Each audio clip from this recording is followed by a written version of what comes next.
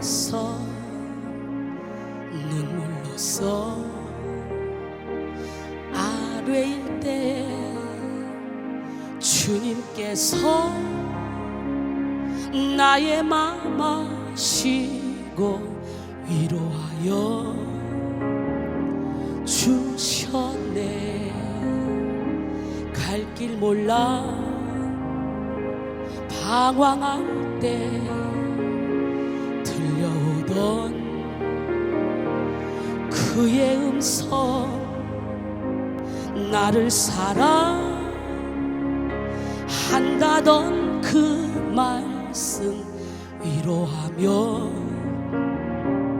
용기 주네. 너 슬퍼 말라, 언제나 함께하고 무거운 짐 대신 지리. 너 괴로워 마라, 너는 내 백성. 두려워 마,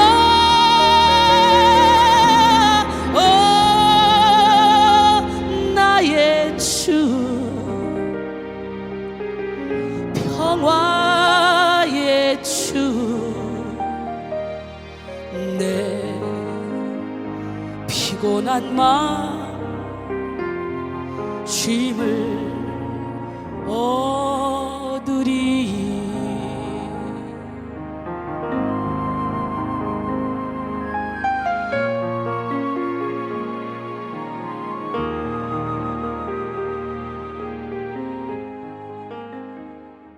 이 시간에 요한복음 20장 19절로 23절 말씀 함께 보겠습니다. 요한복음 20장 19절로 23절 말씀. 이날 곧 안식 후 첫날 저녁 때에 제자들이 유대인들을 두려워하여 모인 곳에 문들을 닫았더니 예수께서 오사 가운데 서서 이르시되 너희에게 평강이 있을지어다. 이 말씀을 하시고 손과 옆구리를 보이시니 제자들이 주를 보고 기뻐하더라. 예수께서 또 이르시되 너희에게 평강이 있을지어다. 아버지께서 나를 보내신 것 같이 나도 너희를 보내노라.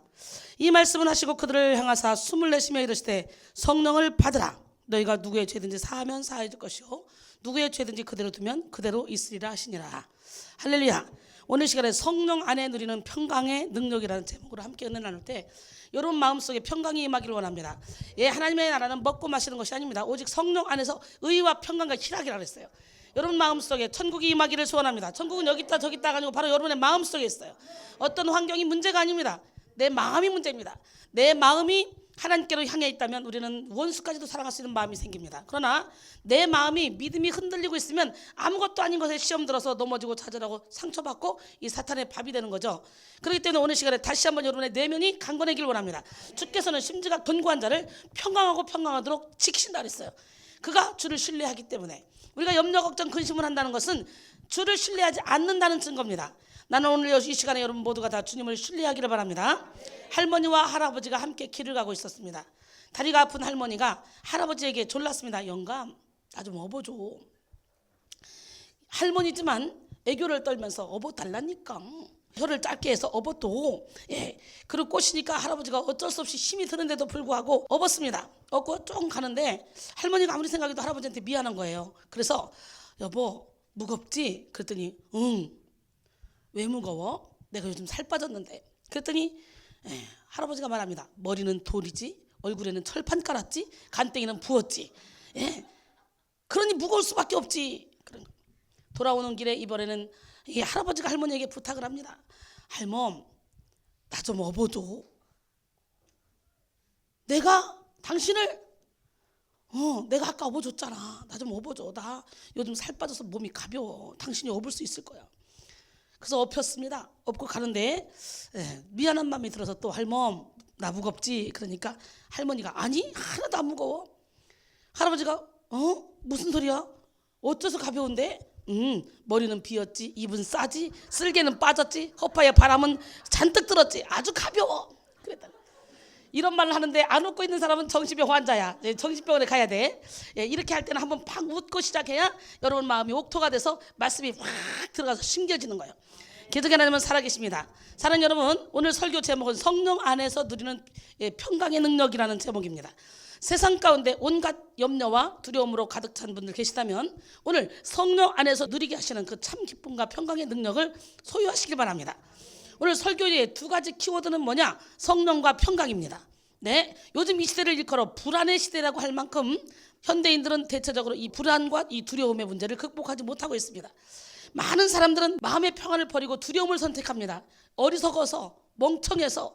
그래서 내가 마음이 불안하다, 마음이 상처가 왔다, 그렇다면 내가 살았다는 증거예요. 예수님은 당신을 십자가에 못 박은 자들까지 용서해 주시고 사랑해 주셨거든. 그러기에 우리는 그 예수님의 사랑의 너비와 길이와 높이와 깊이를 깨달아 사랑으로 충만해져야 됩니다. 기적의 하나님, 능력의 하나님, 살아계신 하나님, 이 시간에 말씀하십니다. 너는 내 거야. 내가 너와 함께 할 거야. 내가 너를 도와줄 거야. 사랑하는 내 딸아, 아무것도 염려하지 마. 예, 아무것도 염려하지 말라는데 우리는 자꾸 무슨 일만 터지면 먼저 염려, 걱정, 근심에 쌓이게 되죠. 이건요, 사탄이가 가장 좋아하는 것입니다. 그렇기 때문에 이 불안과 두려움의 문제를 해결하지 않고는 우리는 진리의 자유 가운데 거할 수 없습니다. 예, 많은 사람들은 마음의 평안을 바라고 소망하여 온갖 방법들을 다 동원합니다. 그러나 세상의 그 어떤 것으로도 마음의 평강을 누릴 수 없습니다. 근데 문제는요, 그리스도인이라고 불려지는 그런 성도들도 평안을 잃어버린 채 살아가는 이들이 아주 많다는 거죠. 여러분이 나름대로 신실하고 거룩하게 신앙생활을 한다며 자부하고 살았을지라도 여러분의 영혼의 평안을 잃었다. 그렇다면 아직 여러분의 삶의 근본적인 문제가 해결되지 못했다는 증거입니다. 오늘 말씀을 통해 그 근본적인 문제를 해결받는 여러분 모두가 되셔서 어떤 상황 가운데도 참된 평안을 누리길 바랍니다. 제가 잘 얘기하지만 사도 바울은 복음을 증거하다가 바울과 실라는 감방에 갇혔는데 그 안에서 평강을 누렸어요. 기뻐하고 찬양하고 기도합니다. 여러분, 찬양은 기쁠 때 나오지 슬플 때 나옵니까? 괴로울 때 나옵니까? 하나님을 높여드린다는 건 내 영혼이 기쁘다는 거예요. 거기서 기도하고 찬양할 때 옥터가 흔들리고 옥문이 열리고 사람들이 메었던 것들이 다 풀어지는 역사가 일어납니다. 예, 베드로는 내일 잡아서 이제 죽을 거예요. 내일 잡혀갈 거예요. 헤롯이 야고보를 칼로 죽였더니 유대인들이 좋아하니까 잡았는데 그때가 마치 무교절 기간이야. 무교절 기간이 끝나고 나면 죽이려고 하는데 내일이야, 이제 내일. 그런데 오늘 허리띠 풀고 잠바 벗고 신발 벗고 편안하게 자는데요, 이 빛 가운데로 하나님의 사자가 와서 막 옆구리를 툭툭툭 칠 때까지 못 깨달아. 그리고는 끌려서 막 가는데 쇠문이 착착착 열려서 나가는데 한참 나갈 때까지 이게 꿈인가 생신가 구분이 안 돼. 이 정도로 평강을 누리고 살았다는 거지. 죽음이 와도 평강을 누릴 수 있는 그런 믿음이 진짜 믿음입니다. 여러분, 자꾸 믿음이 흔들려 그러면 여러분 얼굴이 틀려져. 제가 항상 그러잖아요. 여러분의 마음은 영혼의 창이요, 여러분의 얼굴은 마음의 창이다. 그러게 어떤 이유가 됐든 누구 때문에 됐든 우리는 내 영혼을 지켜야 된다. 누구 때문에 넘어졌어, 누구 때문에 아파, 누구 때문에 힘들어, 이 무슨 문제 때문에 힘들어, 이 문제가 아니에요. 여러분의 마음을 지키지 못함이 문제입니다. 할렐루야. 기적의 하나님, 능력의 하나님, 오늘 살아계신 하나님을 여러분이 온전히 믿음으로 주님이 주시는 그 평강을 온몸으로 체험하기를 바랍니다. 아멘. 예, 이렇게 나름대로 신실하고 거룩하게 신앙생활을 한다면, 자부하며 살았을지라도 영혼의 평안을 잃어버렸다면 이것은요, 심각한 문제입니다. 오늘 이 시간에 영혼의 평안을 잃어버린 사람, 그 어떤 것도 다 필요. 나는요, 여러분에게 아무것도 바라는 게 없어요. 단 여러분이 마음의 평강을, 기쁨을, 희락을 누리기를 원하고, 그게 가장 제가 원하는 것입니다. 이 마음의 평강을 누리기 위해서는 철저히 자존심을 내려놔야 되고 물질을 깨야 되고 하나님이 기뻐하는 일을 해야 되니까, 하나님 보시기에 하나님을 감동시키는 일을 해야 되니까 가리킬 뿐이지, 궁극적으로는 사실은 여러분의 영혼의 평안을, 기쁨을, 희락을 누리게 하는 거예요. 이게 주님의 일이 아니라 기쁨으로 하게 되는 거예요. 기쁨으로. 우리 하나님은 살아계신데 여러분 영혼의 평안을 잃어버렸다면 오늘 이 시간에 그 평안을 되찾기를 원합니다. 예, 그런데 오늘 본문을 살펴보면 놀라운 사실 하나를 발견할 수 있어요. 예수님이 부활하시고 제자들을 만나신 후에 첫 마디가 너희에게 평강이 있을지어다, 이겁니다. 우리가 생각하기에는 선교해라, 전도해라, 사명 잘 감당해라, 너희들 나빴어, 너희들 뭐라 그랬어? 세상에 어떻게 인간들아 그럴 수 있냐? 베드로, 너 이리 와. 너 죽는다. 내가 사흘 만에 살아난다고 했어, 안 했어? 너 새벽다 울기 전에 3번 부인한다고 내가 경고했어, 안 했어? 근데 경고했는데도 내 말을 무시하고 부인해? 이게 부인한 것만 끝났어? 부인하더니 이제는 맹세하고 부인하니 이제 저주까지 해? 이 싸가지. 이게 아니에요. 가자마자 너에게 평강이 있을지라. 마가는요, 배 혼입을 덮고 있다가 쟤도 그도당이야 그러니까 그냥 그 옷을 잡으니까 혼입을 활딱 벗고, 야, 기가 막힌 사건 아닙니까? 야, 너희들 참 가관 아니더라, 이 싸가지더라 할 만한데 예수님은 그런 말 전혀 안 해요. 가자마자 너에게 평강이 있을지라. 나는 오늘 시간에 여러분에게 평강이 있기를 소원합니다. 기도의 하나님은 살아계십니다. 예, 그러니까 우리 생각하기에는 먼저 일단 야단 쳐놓고 또 일을 맡겨야 되니까 야 그래도 전도해야 되지 않겠냐 이럴 건데 그게 아니에요. 먼저 평강을 선포하셔. 근데 평강을 선포하시고 첫 번째 평강은 내가 너희를 용서해 줄게. 너희들 그 죄책감에 매이지 마. 인간은 다 그래. 너희들만 그런 게 아니야. 그러나 나는 의인 7번 넘어져도 다시 일으키는 사람이잖아. 내가 용서해. 그러니까 거기에 죄책감에 매이지 말고 다시 일어나고 평강을 유지해봐. 그래놓고 두 번째 또 성령을 받으라. 너에게 평강이 있을지어다 해놓고 성령을 주는 거예요. 예, 두 번째 평강을 요구하실 때는 우리가 평강해야지 복음을 전하지. 내 코가 석자인데 무슨 복음을 전해. 내가 전도하라고 한다고 해서 여러분 그냥 내 코가 석자인지 전도하러 막 나오겠어?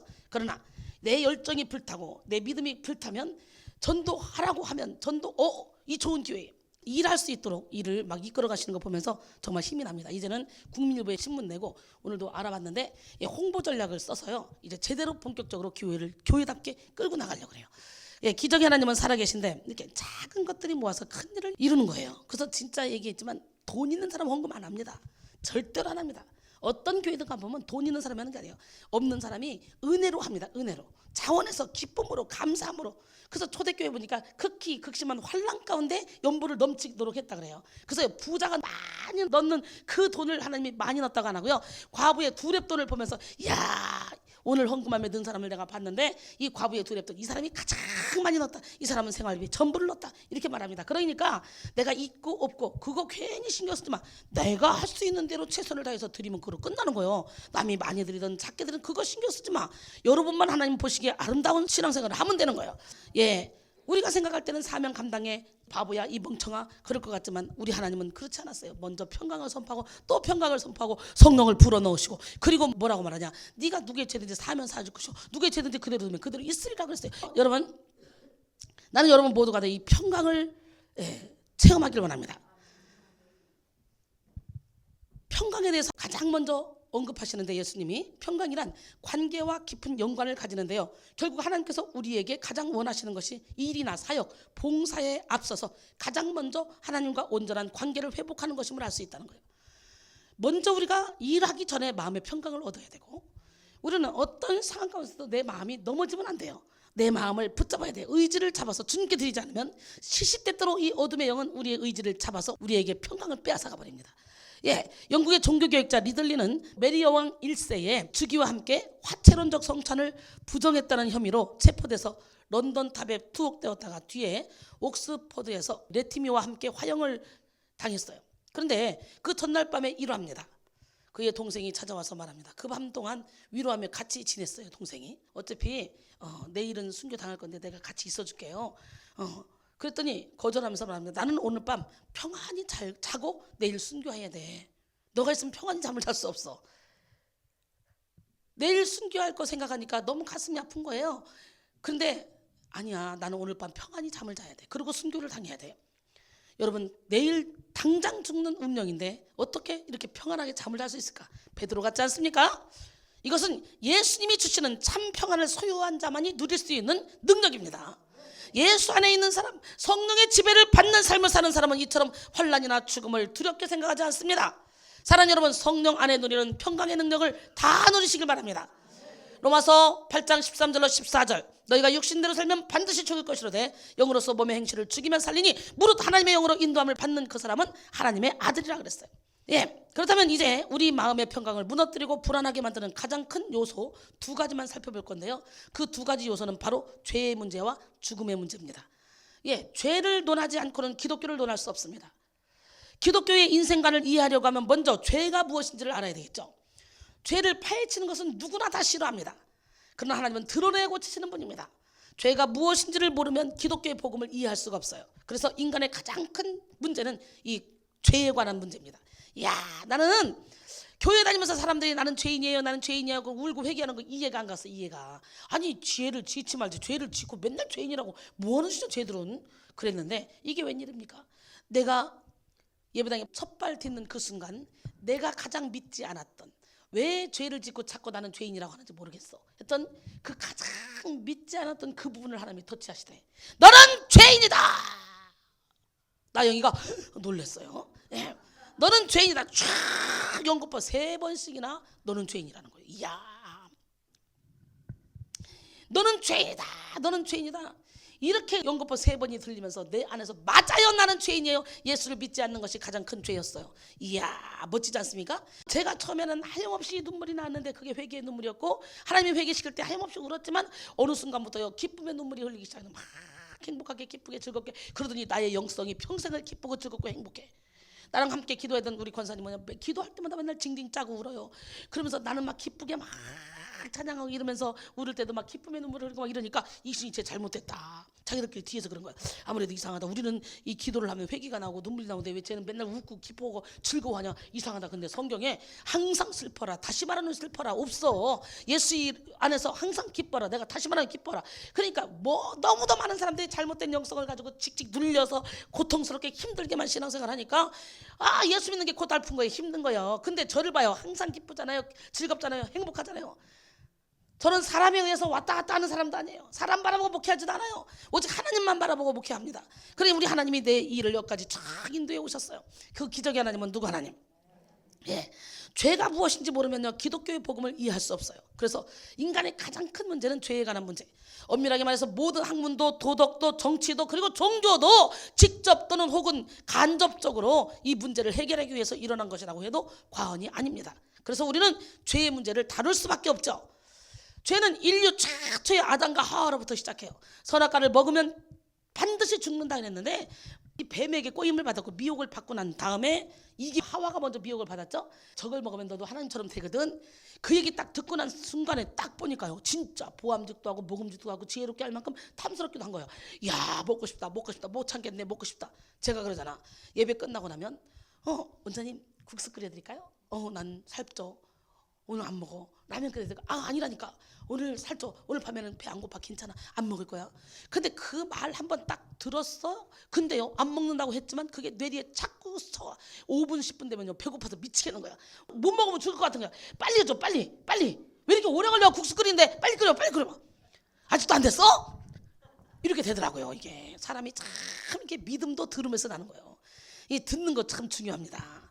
우리 하나님은 살아계신데 이렇게 따먹으니까 그때부터 하나님과 단절되는 역사가 일어나죠. 사실 하나님이 이 땅을 만드실 때는 평화가 넘치는 곳으로 만들어 놓으셨어요. 그러나 첫사람 아담의 범죄로 인해서 하나됨이 깨지고 말았어요. 그로 인해 하나님과 사람 사이에 또한 사랑하던 두 사람 사이에 아담과 하와 사이에 그리고 하나님이 만든 사람과 자연 사이에 긴장과 대립이 생겨났고 평화가 아닌 불화가 일어났습니다. 그래서 어떻게 해요? 두려워해서 숨죠. 하나님이 찾으니까. 하나님과 친밀한 관계를 누렸던 그런 아담과 하와가 두려워해서 무화과나무 잎을 엮어서 치마로 입고 숨어. 그러니까 예수님이 짐승을 잡아서 가죽옷을 입혀주잖아요. 그래도 이렇게 잘못해도 어차피 쫓겨날 거라고 해도 옷을 입혀. 그래서 제가 하도 징그럽게 말 안 들으면 옷 사 입히고 내보내거든요. 그러니까 내가 옷 사줄 때 조심해야 돼. 여러분, 하나님께 범죄함으로 핑계를 대는 거예요. 네 핑계. 난 여러분 모두가 다 책임 전가하지 않기를 원합니다. 모든 문제는 다 내 탓으로 쏘이다. 각 사람이 시험 받는 것은 자기 욕심에 이끌려 미혹됨이라 그랬어요. 아담 이후에 태어난 모든 인간은 이제 그 선악과로 말미암아 다 죄인이 되었습니다. 그래서 로마서 3장 23절로 24절 보니까 모든 사람이 죄를 범하였음에 하나님의 영광에 이르지 못하더니 그리스도 예수 안에 있는 속량으로 말미암아 하나님의 은혜로 값없이 의롭다 하심을 얻은 자 되었느니라 그랬어요. 요한일서 3장 8절로 9절 보니까 죄를 짓는 자는 마귀에게 속하나니 아예 죄를 짓는 순간 마귀에게 속하는 거예요. 불평불만하는 순간 마귀에게 속하는 거예요. 시기질투하는 순간 마귀에게 속하는 거예요. 그러니까 평안이 없어진 거지. 하나님 주시는 마음은 두려워하는 마음이 아니에요. 오직 능력과 사랑과 절제하는 마음이에요. 죽음도 불사할 수 있는 마음이에요. 죽음이 왜 두렵습니까? 기름 준비가 안 됐으니까 두려운 거예요. 그래서 죄를 짓는 자는 마귀에게 속하나니 마귀는 처음부터 범죄함이라. 하나님의 아들이 나타나신 것은 마귀의 일을 멸하려 하심이라. 하나님께로부터 난 자마다 죄를 짓지 아니하나니 이는 하나님의 씨가 그의 속에 거하며 그도 범죄하지 못하는 것은 하나님께로부터 났음이라 그랬어요. 이사야 59장 1절로 2절 보니까 여호와의 손이 짧아 구원하지 못하심도 아니요 귀가 둔하여 듣지 못하심도 아니라 오직 너희 죄악이 너희와 너희 하나님 사이를 갈라놓았고 너희 죄가 그의 얼굴을 가려서 너희에게서 듣지 않으시게 함이니라 그랬어요. 죄란 하마르티아라고 하는데요, 이 말의 의미를 설명하자면 기차가 레일을 벗어나 탈선하는 것을 말합니다. 그래서 죄는 하나님과의 관계에서 벗어나는 것, 깨어진 관계 속에서 나타나는 것입니다. 기차가 레일에서 탈선하면 어떻게 돼요? 박살나는 거예요. 끝나는 거예요. 이 죄를 지으면 기차가 레일에서 뒤탈하면 자기만 죽는 게 아니라 기차 안에 탄 모든 사람을 다 죽이잖아요. 그래, 죄 지은 사람 그 하나, 쓴뿌리가 있는 그 한 사람 때문에 많은 사람이 더럽게 되고 괴롭게 되는 거예요. 교회 안에 쓴뿌리가 있는 사람 하나만 있으면 그 사람의 영향력으로 말미암아 많은 사람이 더럽게 되고 괴롭게 되기 때문에 망령된 자가 없도록, 쓴뿌리가 나서 이렇게 더럽게 하는 자가 없도록 조심하라고 히브리서 12장 14절로 15절 16절 그렇게 말씀하십니다. 기적의 하나님은 누구 하나님? 할렐루야. 예. 죄는요, 사랑하던 사람들의 마음을 나누게 합니다. 서로 미워하게 합니다. 다투게 합니다. 하나님과 인간이 나누어지고 인간과 인간도 나누어집니다. 부부, 부모, 형제, 친구 모두 다 나누어지게 합니다. 그러나 하나님은 우리에게 하나 되라고 말씀하시죠. 하나 되라고. 믿으십니까? 사실 부부는 한 몸이잖아요. 하나님께서 짝 지어주신 것이기 때문에 사람이 나눌 수도 없다고 마가복음 10장 6절로 9절 말씀하십니다. 성 어거스틴은요, 우리 인간은 하나님이 만드셨기 때문에 하나님께로 돌아가서 온전히 용서받기 전까지는 평강할 수가 없다라고 말했어요.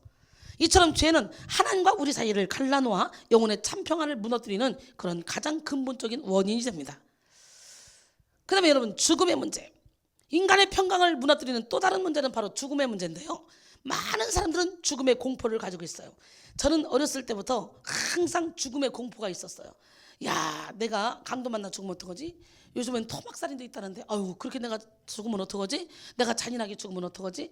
막 그런 죽음의 공포가 있었습니다. 그런데요, 어느 순간부터요, 이 죽음의 공포가 싹 사라지고, 야, 내 안에는 평강이, 기쁨이, 희락이 넘쳐나는 거예요. 너무 신기한 거예요. 죽음이 두렵지가 않은 거예요. 무섭지가 않은 거예요. 예, 사도 바울의 고백처럼 고린도서 5장 8절, 내가 차라리 육체를 떠나 주님과 함께 있는 그것이 더 기쁘겠다고 고백한 것처럼, 별로 그렇게 이 세상을 막 어떻게 멋지게 살아봐야겠다 그런 관념이 별로 없어지는 거예요. 막 이 안에서 천국에 가고 싶은 열망, 소망이 더 커지니까 여러분들이 상상할 수 없고 여러분들이 이해할 수 없을 만큼 저는 24시간 올인돼 있잖아요. 근데 난 하루 종일 설교 준비해야 되고 설교해야 되고 매일 이러잖아. 여러분, 나는 여러분 모두가 다 이 죽음의 문제를 오늘 빨리 뚫고 나가길 바랍니다. 죽음의 공포를 뚫고 나가기 바랍니다. 모든 인간은요, 다 누구나 할 것 없이 한 번은 죽습니다. 한 번은 죽는데 죽는다는 것으로 끝나는 게 아니라 그 후에는 심판이 있다고 그러죠. 히브리서 9장 27절에 한 번 죽는 것은 사람에게 정해진 것이요 그 후에는 심판이 있으리니. 계시록 20장 11절로 15절 보니까 또 내가 크고 흰 보좌와 그 위에 앉으신 이를 보니 땅과 하늘이 그 앞에서 피하여 간데 없더라. 또 내가 보니 죽은 자들이 큰 자나 작은 자나 그 보좌 앞에 서 있는데 책들이 펴 있고 또 다른 책이 펴졌으며 곧 생명책이라. 죽은 자들이 자기 행위를 따라 책들에 기록된 대로 심판을 받으니 바다가 그 가운데서 죽은 자들을 내주고 또 사망과 음부도 그 가운데서 죽은 자들을 내주매 각 사람이 자기의 행한 대로 심판을 받고 사망과 음부도 불못에 던져지니 이것은 둘째 사망 곧 불못이라. 누구든지 생명책에 기록되지 못한 자는 불못에 던져지리라 그랬어요.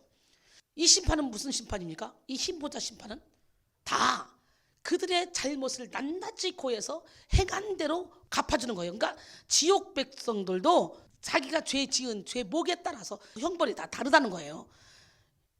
이렇게 믿지 않았던 자들이 심판의 부활로 나와서 영원한 형벌에 처해질 때 예수님을 따르던 성도들에게는 또 다른 심판이 행해집니다. 어떤 심판이 행해지겠냐? 그 심판은 생명 심판이 아닌 공로 심판이에요. 무슨 심판?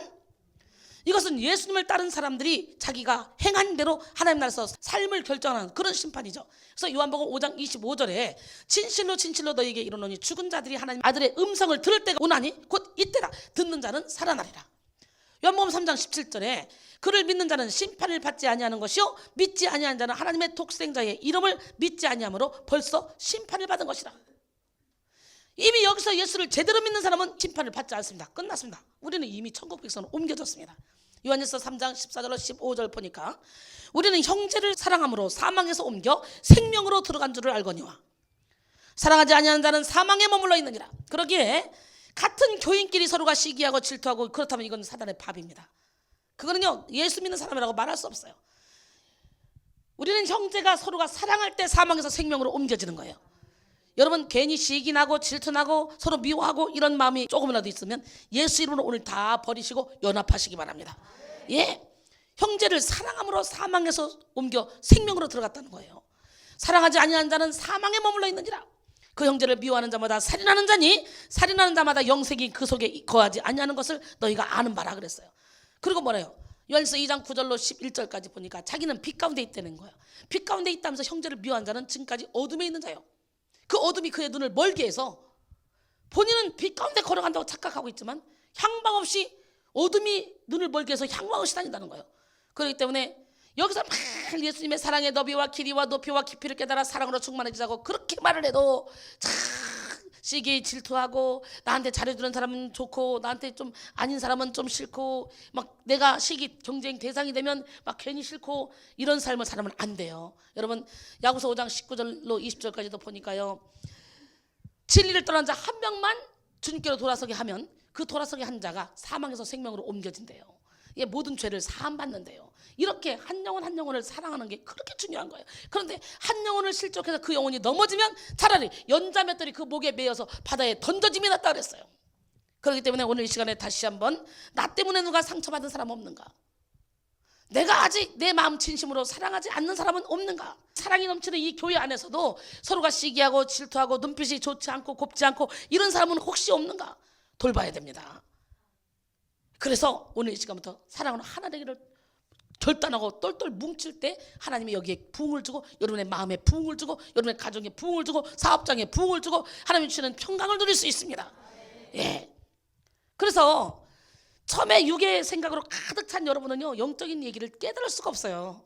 못 깨닫기 때문에 어떻게 돼? 먼저 영적인 세계를 들어간 사람, 그들의 말씀을 가리키는 자의 행실의 결말을 주의하여 보고 그들의 믿음을 본받으라. 그리고 그들에게 순종하고 복종하라.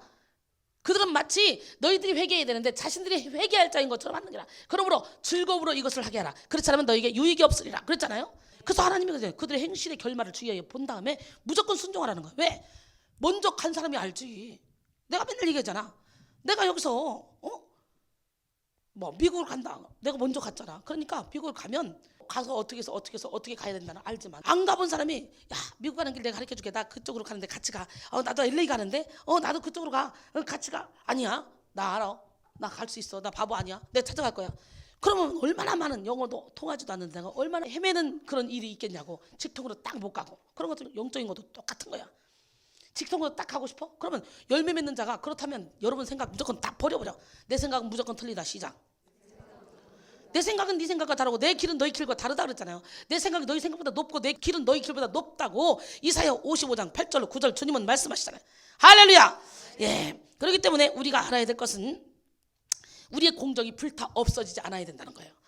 고린도전서 13장 11절로 15절 보니까 이 닦아둔 것 외에 능히 다른 터를 닦아둘 자가 없으니 이 터는 곧 예수 그리스도라.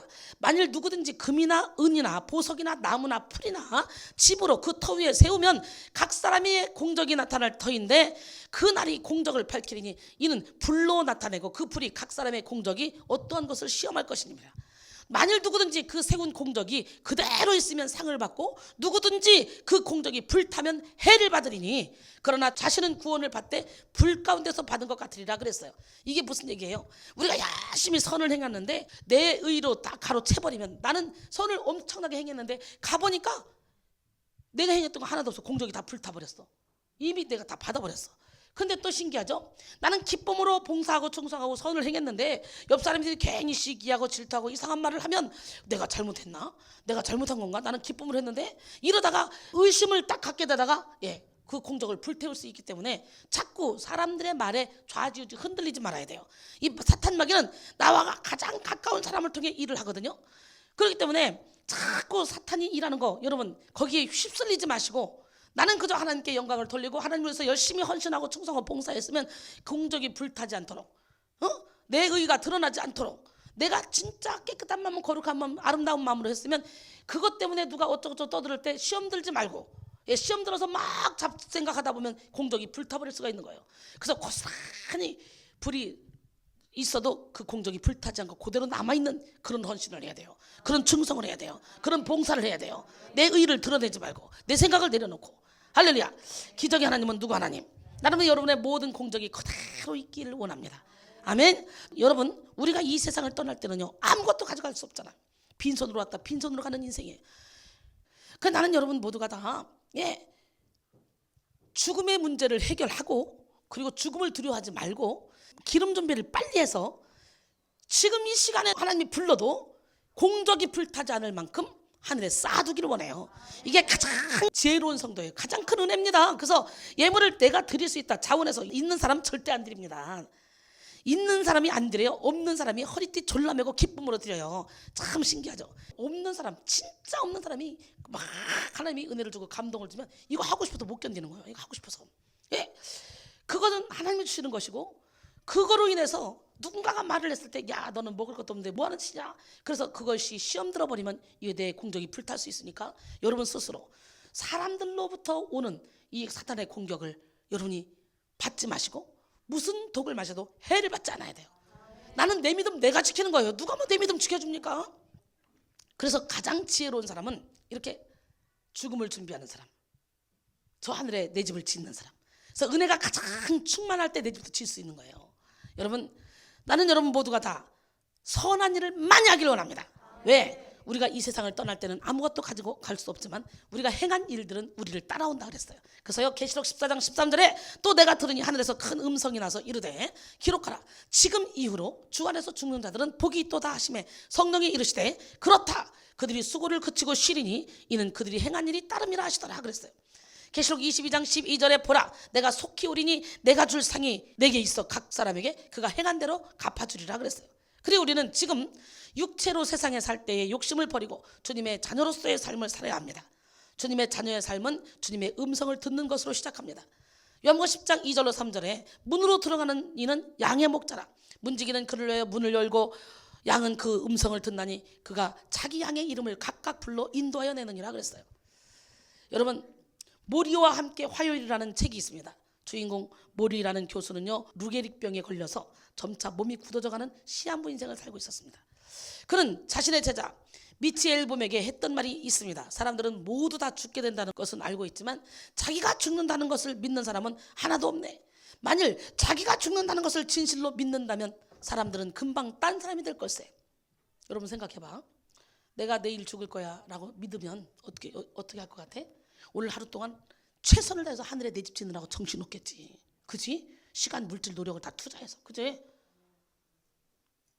그래서 은혜를 받아야 이런 생각이 생기고 이런 마음이 생기고 이렇게 하나님의 인도에 따라 살게 되는 거예요. 이 땅에서 사는 사람들은 죽음을 피할 수 없습니다.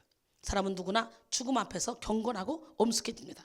불안과 아쉬움이 교차하고 살아생전의 모든 것을 두고 떠나야 하는 그런 고독한 일입니다. 그래서 죽음과 이별을 준비한다는 것은 너무나 어려운 일입니다. 하지만 꼭 필요한 준비이기도 합니다. 죽음을 준비하는 삶은 현세를 살아가는 가장 성실한 자세이기도 합니다. 어떤 사람이 집 근처의 묘지를 지나던 중에 흥미로운 묘비명을 발견했습니다. 세 줄을 댄 묘비명은 이렇게 됐습니다. 나도 전에는 당신처럼 그 자리에 서 있었어. 웃기는 얘기잖아요. 그래서 약간 웃음이 나오는 그런 글귀를 따라 계속 읽었어요. 그랬더니 나도 전에는 그곳에서 당신처럼 서서 웃고 있었어. 그냥 재미로 쓴 글귀 같아서 앉았습니다. 긴장된 마음으로 마지막 줄을 읽었습니다. 이제 당신도 나처럼 죽을 준비를 하시오. 아멘. 성령으로 말미암아 거듭난 사람은 확실한 부활의 소망을 가짐으로 죽음에 대한 두려움의 문제를 극복할 수 있습니다. 아직도 죽음이 두려우신 분이 계시다면 이 시간 성령의 불을 받아서 그 모든 두려움에서 해방되시고 진리 안의 자유 가운데 거하시기 바랍니다. 이처럼 세상에 많은 사람들이 불안 가운데 살아갈 수밖에 없는 이유는 죄와 죽음의 문제를 해결받지 못했기 때문입니다. 그러나 예수님은 십자가상에서 인류의 모든 죄와 죽음의 문제를 해결하셨습니다. 그리고 사흘 만에 부활하시어 제자들에게 하신 말씀이 바로 오늘 본문에 나오는 평강이 있을지어다 하였습니다. 할렐루야. 요한복음 20장 19절에 이날 곧 안식 후 첫날 저녁 때에 제자들이 유대인들을 두려워하여 모인 곳에 문들을 닫았더니 예수께서 오사 가운데 서서 이르시되 너희에게 평강이 있을지어다. 이른 새벽 여인들은 예수님의 무덤을 찾았습니다. 그것은 예수님의 시체가 보이지 않았습니다. 그러나 주님은 살아나셔서 그들 곁에 서 계셨습니다. 처음엔 그들이 예수님을 알아보지 못했지만 곧 주님의 살아계심을 눈으로 보고 알게 됐습니다. 부활하신 예수님을 만난 여인들은요, 예수님의 제자들을 찾아가 예수님의 부활을 증거했습니다. 요한복음 20장 1절로 8절 보니까 안식 후 첫날 일찍이 아직 어두울 때에 막달라 마리아가 무덤에 와서 돌이 무덤에서 옮겨진 것을 보고 시몬 베드로와 예수께서 사랑하시던 그 다른 제자에게 달려가서 말하되 사람들이 주님을 무덤에서 가져다가 어디 두었는지 우리가 알지 못하겠다 하니 베드로와 그 다른 제자가 나가서 무덤으로 갔을 때 둘이 같이 다름질하더니 그 다른 제자가 베드로보다 더 빨리 달려가서 먼저 무덤에 이르러 구부려 세마포 놓인 것은 보았으나 들어가지는 아니하였더니 그 다른 제자는 무서웠나 봐. 이렇게 봐서 세마포가 놓인 것은 봤으나 들어가지는 않았대. 근데 시몬 베드로 들어갔을까요? 안 들어갔을까요? 오지랖이 넓잖아. 시몬 베드로가 따라와서 무덤에 오자마자 막 들어가는 거예요. 뭐 쭈삣쭈삣 세마포 있나 이거 보는 게 아니라 싹 들어갔어요. 무덤에 들어가서 보니까 세마포가 놓여있고 그 머리에 쌌던 수건은 세마포와 함께 놓여있지 않고 딴 곳에 쌌던 대로 놓여있더라 그랬어요. 그때 무덤에 먼저 갔던 그 다른 제자도 들어가서 보고 믿는 거예요. 마리아는 무덤 밖에 서서 울고 있더니 울면서 구부려 무덤 안을 들여다보니 흰옷 입은 두 천사가 예수의 시체에 누웠던 곳에 하나는 머리편에 하나는 발편에 앉았더라. 이 지금 두 천사는 아마 베드로와 이 다른 제자는 못 본 것 같아. 마리아의 눈에만 본 거야. 마리아의 눈에. 그 똑같이 그 옷은 봤지만 이 쫙 무덤을 보니까 두 천사가 앉아 있는 거예요. 하나는 머리편에 하나는 발편에. 천사들이 이르되 여자여 어찌하여 우느냐 이르되 사람들이 내 주님을 옮겨다가 어디 두었는지 내가 알지 못함이니이다. 이 말을 하고 뒤를 돌이켜 예수께서 서신 것을 보았으나 예수님이신 줄 모르는 거예요. 예수께서 이르시되 여자여 어찌하여 울며 누구를 찾느냐 하시니 마리아는 그가 동산지기인 줄 알고 이르되 주여 당신이 옮겼거든 어디 두었는지 내게 이르소서 그리하면 내가 가져가리이다. 예수께서 마리아야 하시거늘 마리아가 돌이켜 히브리 말로 라보니 이는 선생님이라는 말이라. 예수께서 이르시되 나를 붙들지 말라. 내가 아직 아버지께로 올라가지 아니하노라. 너는 내 형제들에게 가서 이르되 내가 내 아버지 곧 너희 아버지 내 하나님 곧 너희 하나님께로 올라간다 하라 하시니 막달라 마리아가 가서 제자들에게 내가 주를 보았다 하고 또 주께서 자기에게 이렇게 말씀하셨다 이르니라. 그러니까 이미 오늘 본문 읽기 전에 베드로도 예수님이 부활하신 걸 봤어요. 무덤까지 확인했어요. 없어요. 그리고 마리아는 아예 봤어요. 천사가 이렇게 예수님의 머리 팔찌. 그러다가 예수님을 직접 봤어요. 그래서 제자들에게 말을 했어요. 그러니까 야 우리 같으면 그렇게 들으면 야 우리 주님이 진짜 부활하셨다. 야 그래 역시 사흘 만에 부활하신다더니 두렵겠어 안 두렵겠어? 너희들 죽었어. 유대인들 너희들 우리 주님 십자가 못 박혀 죽었지. 너희들 죽였어. 야 죽었다가 살아나신 분이 무엇을 못하겠냐. 우리를 지켜주시지. 이런 담대함이 있어야 되는 거 아니야. 그지? 근데 이 병신들은 어떻게 했어요? 그게 여러분의 모습은 아니야? 베드로와 제자들은 그 비어있는 무덤을 들어가 보고 확인하고 믿었다고 합니다. 그런데 이게 웬일입니까? 예수님이 죽었다가 3일 만에 다시 살아날 것이라고 하신 말씀을 기억하고 예수님이 부활하심을 깨달은 제자들이 예수님이 죽었다가 3일 만에 다시 살아날 것이라고 하신 말씀을 기억하고 예수님을 기다려야 했지. 그리고 예수님을 믿어야 했지. 어디 유대인들이 두려워서 다락방 가서 꽁꽁 문들은 닫아놓고 숨어 있어야 했냐고. 이후에 있었던 일입니다. 유대인들이 문을 꽁꽁 걸어잠그고 있었던 일은 요한복음 20장 18절에 보니까 이날 곧 안식 후 첫날 저녁 때에 아까는 아침이었죠. 저녁 때에 제자들이 유대인들을 두려워하여 모인 곳에 문들을 닫았더니 예수께서 오사 가운데 서서 이르시되 너희에게 평강이 있을지어다. 원문에 보면요 문들을 닫았다 이렇게 복수로 기록되어 있어요. 난 여러분 모두가 다 두려움을 십자가에 못 받기로 합니다. 여러분이요 두려워하면요 어떤 역사가 일어나요? 마음의 문을 닫게 돼 있어요. 두려워하면요 의심을 갖게 돼 있어요. 두려워하면요 숨게 돼 있어요. 두려워하면요 안 믿습니다. 요한복음 20장 19절 오늘 보니까 안식 후 첫날 저녁 때 모인 곳들의 문들을 쾅쾅 닫는 거예요. 원문에 보면요 문을 닫았다 문들을 닫았다 복수로 기록되어 있는데요. 요한복음은 누가복음과는 달리 문이 굳게 닫혀진 사실을 기록하고 있어요. 즉 제자들이 두려워하고 있음을 알려주기 위함이죠. 그들은 행여나 로마 군병들이나 유대인들에게 발각돼서 자신들을 그들이 해칠까 봐 죽이지 않을까 이 두려워하는 그런 마음이 있었습니다. 두려워가 떨고 있었습니다. 그날 저녁 바로 그 자리에 부활하신 예수님은 그 못난 제자들을 찾아가십니다.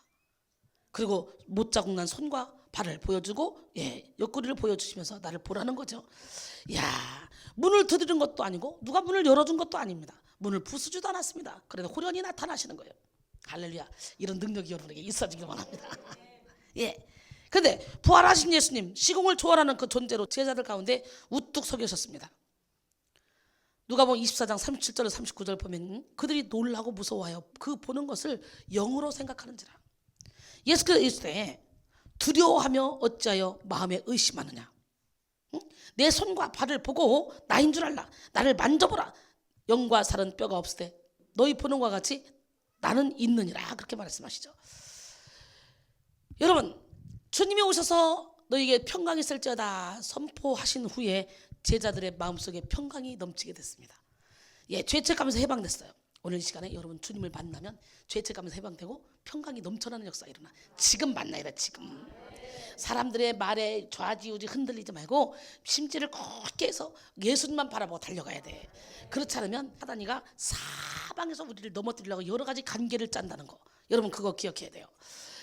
주님이 오늘 말씀하신 평강, 즉 에이레네가 가장 처음 하신 말씀인데, 에이레네는 고대 이스라엘 사회에서 아주 평범한 인사로 통했지만 오늘 주님이 하신 인사에서 사용하신 평강은 평범한 의미가 아닙니다.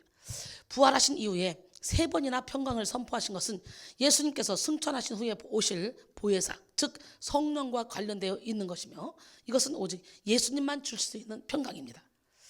하나님이 예비하신 최고의 선물은 뭐냐? 바로 성령이에요. 성령. 성령은 하나님이 우리에게 주시고자 하는 최고의 선물이에요. 그래서 구하라 주실 것이요 찾으라 찾을 것, 두드리라 열릴 것이다. 구하는 자에게 좋은 것을 주시지 않겠느냐? 마태복음 7장 7절 이하에 그러죠. 그 좋은 것이 뭐냐? 누가복음 11장 13절에서 보니까 너희가 악할지라도 좋은 것을 자식에게 줄 줄 알거든 하물며 너희 하나님 아버지께서 구하는 자에게 성령을 주시지 않겠느냐 하시니라. 그 좋은 것이 뭐냐? 성령이에요. 나는 오늘 시간에 여러분 모두가 다 이 성령을 받기를 원합니다. 아멘. 우리가 평강의 축복을 누리기 위해서는 먼저 하나님이 약속하신 그런 성령을 받아야만 됩니다. 그 성령을 받으면 어떤 일이 벌어집니까? 고린도전서 2장 9절로 10절 보니까 기록된 바 하나님이 자기를 사랑한 자들을 위하여 예비하신 모든 것은 눈으로 보지 못하고 귀로 듣지 못하고 사람의 마음으로도 생각하지 못하였던과 같으니라. 오직 하나님이 성령으로 이것을 우리에게 보이셨으니 성령은 모든 것 곧 하나님의 깊은 것까지도 통달하시느니라 그랬어요.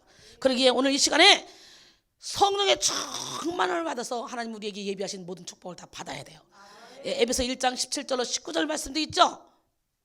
지혜와 계시의 영이 임해서 하나님을 알게 하시고 마음의 눈을 밝혀서 그의 부르심의 소망이 무엇이며 그 기업의 영광의 풍성함이 무엇이며 그 하나님이 예비하신 모든 축복이 무엇인지를 알게 하려고 오늘 이 시간에 지혜와 계시의 영이 임하기만 하면 다 알게 하신다는 거예요. 나는 오늘 시간에 여러분 모두가 다 지혜와 계시의 영이 임하기를 원합니다. 요한복음 16장 12절로 13절 보니까 내가 아직도 너희에게 이를 것이 많으나 지금은 너희가 감당하지 못하리라. 그러나 진리의 성령이 오시면 그가 너희를 모든 진리 가운데로 인도하시리니 그가 스스로 말하지 않고 오직 들은 것을 말하며 장래 일을 너희에게 알리시리라. 요한일서 2장 27절에 보니까 너희는 주께 받은 바 기름 부음이 너희 안에 거하나니 아무도 너희를 가르칠 필요가 없고 오직 그의 기름 부음이 모든 것을 너희에게 가르치며 또 참되고 거짓이 없으니 너희를 가르치신 그대로 주 안에 거하라. 할렐루야. 기적의 하나님은 누구 하나님? 우리 인생의 모든 문제, 영육간의 모든 문제는 진리의 성령이 오시는 그 즉시 해결됩니다. 성령은 따스한 봄 햇살처럼 강팍하고 냉랭해진 겨울과 같은 우리의 심령을 녹이고 새 소망을 찾게 하십니다. 또한 죄로 인해 늘 불안과 두려움에 쌓인 우리의 영혼에 그리스도의 빛을 비침으로 말미암아 참 평강을 가져다 줍니다.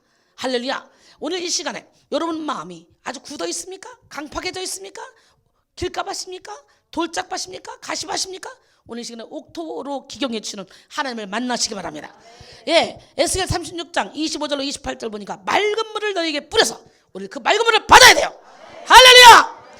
맑은 물을 너희에게 뿌려서 너희로 정결하게 하되 곧 너희 모든 더러운 곳에서와 모든 우상 숭배에서 너희를 정결하게 할 것이며 또 새 영을 너희 속에 두고 새 마음을 너희에게 주리니 너희 육신에서 굳은 마음을 제거하고 부드러운 마음을 줄 것이며 또 내 영을 너희 속에 두어 너희로 내 율례를 행하게 하리니 내 영이 뭡니까? 성령이죠. 하나님의 영이 우리 안에 오면요 하나님의 율례를 저절로 행할 수 있어집니다. 우리의 힘으로 행하는 것이 아니라 너희가 내 규례를 지켜 행할지라.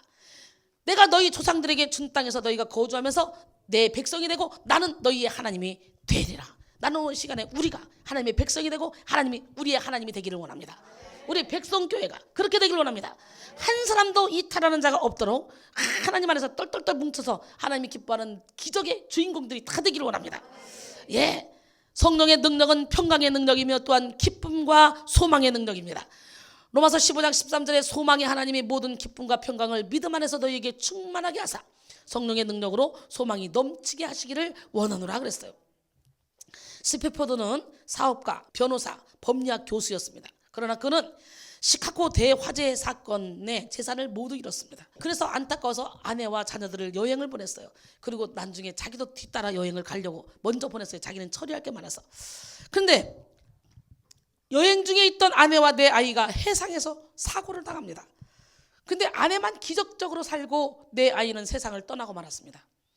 그러나 그는 낙심하지 않고 나에게 어떤 희생이 오더라도 주님을 의지하는 것이 기쁘다라고 고백했습니다.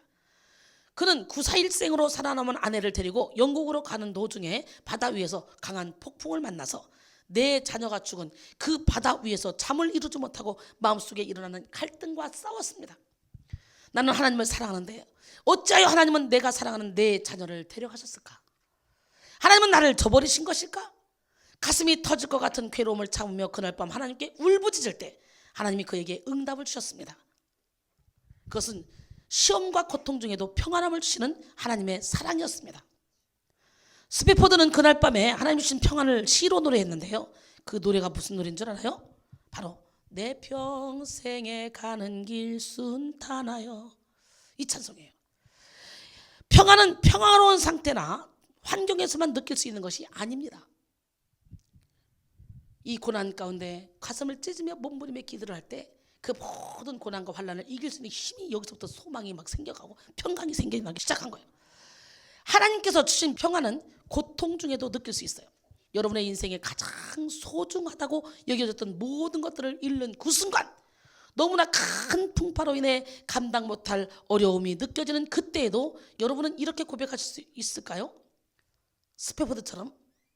스페포드는 이 엄청난 고난의 풍파 가운데 나의 영혼은 늘 평하다 고백했어요. 이 고백이 여러분의 고백이 돼야 돼요. 그래서 하나님 우리에게 고난을 허락하는 거예요. 여러분이 100% 하나님만 믿고 의지하게 하려고. 죽음을 초월해버리면 이 세상의 북임의 권세, 그것 때문에 내가 흔들리지 않습니다. 믿음만 가지면.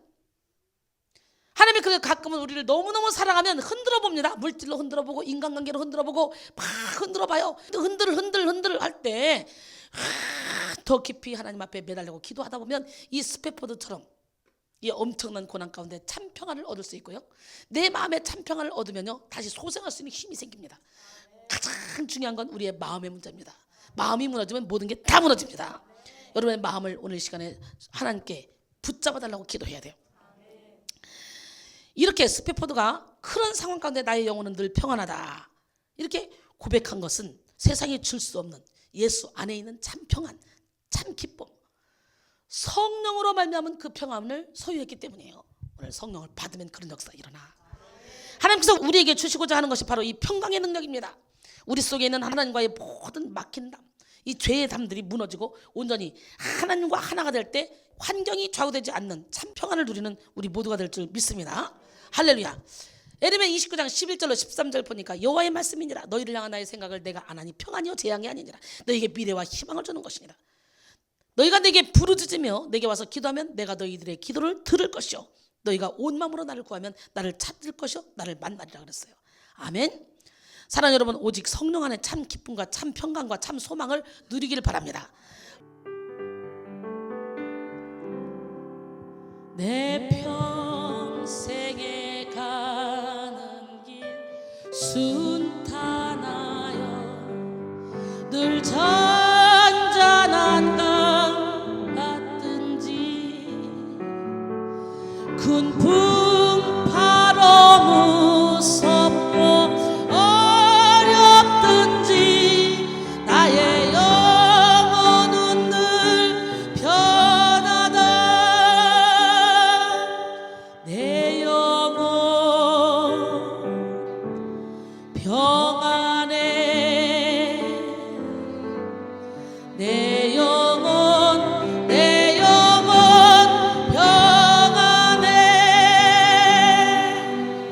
저 마귀는 우리를 삼키려고 입 벌리고 달려와도 주 예수는 우리의 대장되니 끝내 싸워서 이기겠네.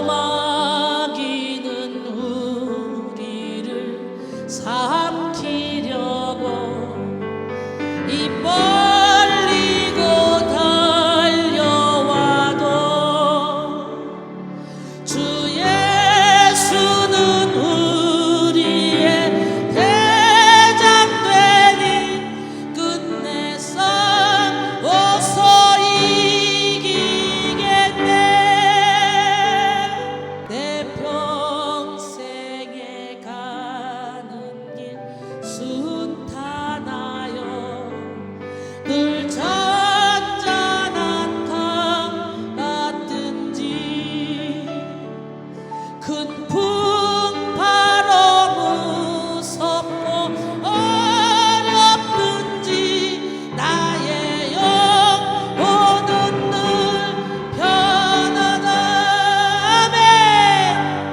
내 영혼 평안해.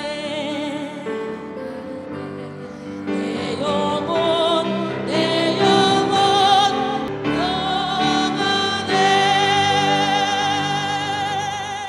모든 재산을 다 잃고 화재가 나서 너무 안타까워서 자녀들과 아내를 여행을 보냈는데, 나는 며칠 후에 갈게 일을 좀 보고 먼저 보냈는데, 이 바다에서 풍랑으로 말미암아 자녀 4명이 다 죽어버렸어.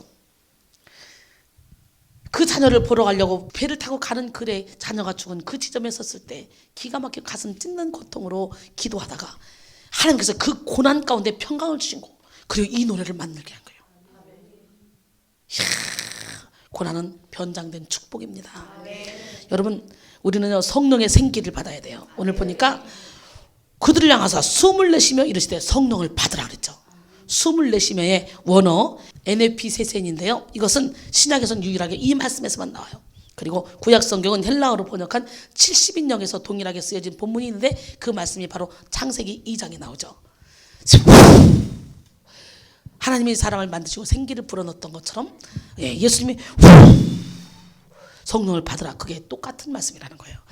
인간이 세상의 다른 피조물과 확실히 구별될 수밖에 없는 이유가 바로 인간의 코에 불어넣으신 이 생기 때문이죠.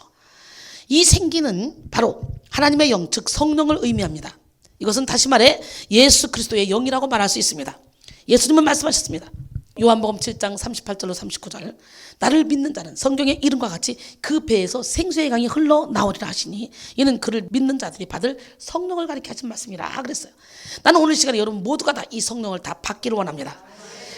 그러나 예수를 믿는다 해도 원죄에서 해방되지 못한 사람은 생수가 터져나올 수 없습니다. 그렇기 때문에 우리는 육신의 정욕, 안목의 정욕, 이생의 자랑을 다 십자가에 못 받고 오직 예수님만을 의지해야 돼요. 그렇게 하기 위해서 하나님이 우리를 빚으시기 위해서 우리를 깨부시는 거예요. 여러분의 삶에 풀리지 않습니까? 여러분의 계획대로 안 됩니까? 그때가 하나님께 부르짖을 때요, 하나님이 작업하실 때라는 거, 내가 깨질 부분을 또 깨뜨리고 계시다는 거, 그걸 깨닫고 더욱더 무릎 꿇고 기도해야 됩니다. 할렐루야. 예수님만이 채울 수 있는 공간이 우리 안에는 있어요. 세상에 그 어떤 것으로도 공간이 메워지지 않는데 오직 예수님만이 채울 수 있는 공간, 그 공간을 채우면 죽음도 불사합니다. 그 공간을 채우면 가난해도 관계없습니다. 그 공간을 채우면 두려울 게 없습니다. 세상에 그 공간을 채우면 모든 사람이 용서가 됩니다. 그 공간을 채우면 모든 사람이 사랑이 됩니다. 왜? 예수님의 만족이 내 안에 있기 때문에, 예수님의 사랑이 내 안에 있기 때문에. 철학가 파스칼은 말하기를 인간의 마음에는 세상의 그 어떤 것으로도 채워지지 않는 빈 공간이 있다, 이렇게 말했습니다. 그 빈 공간은 오직 예수 그리스도로, 오직 성령으로만 채워지고 만족되어질 수 있는 공간입니다. 그래서 인간은 리빙 소울이라고 그래요. 뭐예요? 즉 살아있는 영적 존재다. 따라서 영적인 회복이 이루어지지 않는 한 인생의 참 기쁨도, 참 행복도, 참 평안도, 그 어떤 만족도 누릴 수 없다는 거예요. 오늘 예수님께서 부활하신 후에 제자들에게 재차 반복하는 것은 평강에 대한 언급이죠. 그것도 하나님께서 인간에게 원하시는 본질적인 영적 회복의 중요성과 관련이 깊습니다. 예수 그리스도께서 그 십자가의 비참한 죽음을 이기시고 부활하심으로 우리의 모든 죄의 문제를 다 해결하셨습니다. 그리고 하나님과 원수됐던 우리 영혼의 큰 막힌 담을 다 허물어 버리시고 완전히 회복의 길을 열어놓으셨습니다. 이제 우리에게 남은 과제는 뭐냐? 성령을 받는 것입니다. 다시 말해 성령의 충만함을 덧입는 것입니다. 성령 감림절이 이제 얼마 남지 않았잖아요. 우리가 충분히 준비하고 이번에는 홍보비 좀 많이 드려야 될 것 같아요. 뭐 돈이 없지만 하나님께서 하실 줄 믿고 밀어붙이려고 해요. 그러고서요 철저히 전도용품, 홍보용품, 여기에 여러분들이 막 그냥 전도하고 홍보하고 여기에 우리가 함께 막 합심해서 우리 큰 일을 이루어야 됩니다. 그리고 막 여기서 슬픔 대신 희락을, 할렐루야, 배옷을 벗기고 기쁨으로 띠띠워서 막 기뻐요, 행복해요, 막 이런 막 기쁨의 탄성 소리가 24시간 여기서 계속 흘러와야 돼. 365일 24시간 매일매일. 아멘. 빨리빨리 준비해서 낮밤으로 막 굴려야 돼. 여기 이제 우리 하나님은 살아계십니다. 그래서 홍보가 굉장히 중요해요. 이런 집회를 원하는 사람들이 정말 많이 있습니다. 여기가 이제 진짜 하나님이 기뻐하시는 교회로 막 굴러갈 수 있도록 여러분이 기도해 주시고, 이렇게 막 큰일을 하려고 기획하면요, 꼭 사단이는 중직들을 흔들어요. 여러분 절대로 흔들리지 마세요. 어떤 이유로 가지고 여러분의 마음이 막 평강을 잃어버린다면 지금 사단이가 내가 그래서 큰일 하려니까, 여기가 지금 우리 가나안 땅에 들어온 거나 마찬가지입니다. 영적 전쟁 치러야 됩니다. 참된 안식에 들어갑니다. 우리의 사업장도 우리의 가정도 마찬가지예요. 함께 교회가 가나안 땅으로 들어왔으면 우리 사업장도 가정도 가나안 땅으로 들어가서 거기서 축복받으려고 하나님이 준비 중이라 영적 전쟁을 치를 건데 이겨내야 돼. 거기서 자빠지면 안 돼. 인간에게 원하시는 본질적인 영적 회복의 중요성 우리는 알아야 돼요. 주의 일을 할 때 우리 합력해서 선을 이루어야 돼요. 우리 주님은 비참한 십자가의 죽음을 이기시고 부활하심으로 우리의 모든 죄를 해결하셨어요. 그리고 하나님과 원수됐던 우리의 이 영혼의 큰 막힌 담을 다 무너뜨렸어. 그렇기 때문에 오늘 그 주님을 믿어야 돼요. 우리는 보통 사람이 아니에요. 여러분, 하나님은 쓸모없어 보이는 쓰레기 같은 인생을 보배로 만드시고 작품으로 만드신 분이에요. 이것이 바로 성령의 능력입니다. 할렐루야. 그래서 하나님의 어리석음이 사람보다 지혜롭고 하나님의 약하심이 사람보다 강하니라. 형제들아, 너희를 부르심을 보라. 육체를 따라 지혜로운 자가 많지 아니하며 능한 자가 많지 아니하며 문벌 좋은 자가 많지 아니하도다. 그러나 하나님께서 세상에 미련한 것들을 택하사 지혜 있는 자들을 부끄럽게 하려 하시고 세상에 약한 것들을 택하사 강한 것들을 부끄럽게 하려 하시며 하나님께서 세상에 전한 것들과 멸시받는 것들과 없는 것들을 택하사 있는 것들을 폐하려 하시나니 이는 아무 육체도 하나님 앞에서 자랑하지 못하게 하려 하심이라 그랬어요. 할렐루야. 기적의 하나님, 능력의 하나님은 살아계십니다. 우리 문정훈이가 세례를 받을 때 성령의 충만함을 받고 계속 그날 울고 울더니 세상에 월화수목 지금 계속 이쪽으로 출근해요.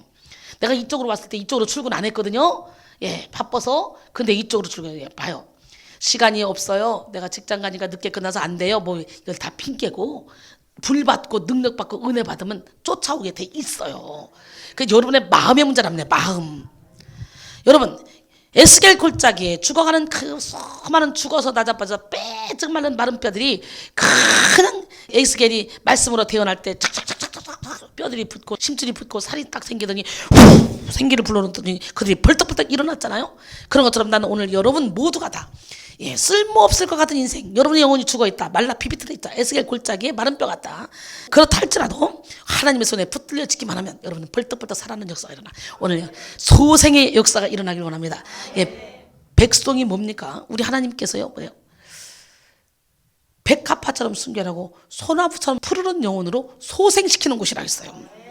여러분요, 첫사랑의 은혜를 잊어버리면 안 돼요. 오늘 이 시간에 생각해 보세요. 내가 여기서 막 은혜 받고 기쁘고 행복하고 막 즐거웠던 그 시점을 한번 생각해 보란 말이야. 그리고 하나님, 그 첫사랑을 잃어버렸다면 지금 그 첫사랑을 회복하게 도와주셔서 죽음까지도 불사하는 믿음을 내게 허락하여 주시옵소서. 그 고백이 여러분의 고백이 되길 원합니다. 할렐루야. 골짜기에 쓰레기처럼 버려졌던 마른 뼈들을 살리시고 결국 보배롭고 이 강한 하나님의 군대로 세우시는 하나님의 은혜가 얼마나 놀랍습니까? 이처럼 하나님은 죄와 상처에 짓눌려서 아무 소망도 없는 그런 영혼들, 아주 절망의 골짜기, 낮은 골짜기, 죽음의 골짜기, 힘든 그런 고난의 골짜기에 눌려있는 그런 영혼들을 불러서 역전의 인생을 살게 만드시는 기적의 하나님이시라는 거 믿으십니까? 우리 하나님은 살아계신데요, 고난 가운데 성령으로 연단하시는 하나님을 우리는 만나야 돼요. 응? 사무엘하 7장 14절에 그랬잖아요. 나는 그에게 아버지가 되고 그는 내게 아들이 되리니 그가 만일 죄를 범하면 내가 사람의 매와 인생의 채찍으로 징계한다는 거예요. 아멘. 계시록 3장 19절에 무릇 내가 사랑하는 자를 책망하여 징계하노니 그러므로 내가 열심을 내라 회개하라 볼자다 내가 문 밖에서 문을 두드리노니 누구든지 내 음성을 듣고 문을 열면 내가 그에게로 들어가 그와 더불어 먹고 그는 나와 더불어 먹으리라. 오늘 이 시간에도 여러분이 마음을 열어야 돼. 여러분의 이론으로 여러분의 생각으로 딱 그냥 여러분의 마음을 닫고 있으면 여기서 아무리 성령의 불이 떨어져도 안 들어가. 마음을 활짝 열고 있으면 그냥 요만한 말 한마디 한마디가 그냥 막 내 심령 골수를 찔러 쪼개고 은혜가 되는 거야. 저는요 매일 여기서 설교하지만 웬일입니까?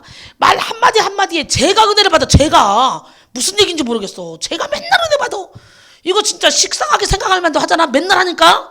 근데 맨날 은혜 받아. 뭡니까? 기독교의 복음은 아무것도 없어요. 맨날 그 말이 그 말이요. 예수 안에서 죽자, 예수 안에서 다시 살자, 그리고 흩어 구제하자, 이웃을 위해 생명까지도 바치자, 하나님 사랑 이웃 사랑하자. 이게 다야. 하나님은 진실로 사랑하는 사람에게 고난을 허락하십니다. 고난은 고통스러운 것이지만 고난을 통과할 때 우리는 강한 군사가 됩니다. 고난을 통해 마음을 활짝 열고 하나님만 바라보면 하나님은 우리 안에서 우리를 위해서 일하기 시작하죠.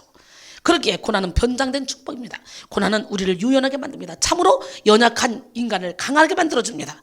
딱딱하면 부러지잖아요. 이빨처럼. 그러나 유연하면 오래 가잖아요. 이빨은 부러지지만 혀는 안 부러져. 고난은 우리로 하여금 세상 지혜가 아니라 하나님의 지혜로 무장하게 만듭니다. 그런 사람이 내면이 강한 사람이요 모든 환난을 이길 수 있는 사람이에요. 난 여러분 모두가 다 내면이 강한 사람이 되길 원합니다. 기적의 하나님은 누구 하나님? 하나님의 지혜는 고난을 통해 성령님을 의지함으로 지혜가 주어지는 거죠. 지혜는 분별력이에요. 지혜로운 사람은 때를 분별할 줄 알아요. 악령과 성령의 역사를 구분하고 또 열매를 구분할 수 있어요. 예수님은 그 열매로 나무를 안다 그랬잖아요. 마태복음 7장 20절에 보니까 그러므로 그들의 열매로 그들을 알리라. 또한 고난은 우리에게 철저히 성령을 의지하게 함으로 우리를 거룩하게 만들어줍니다.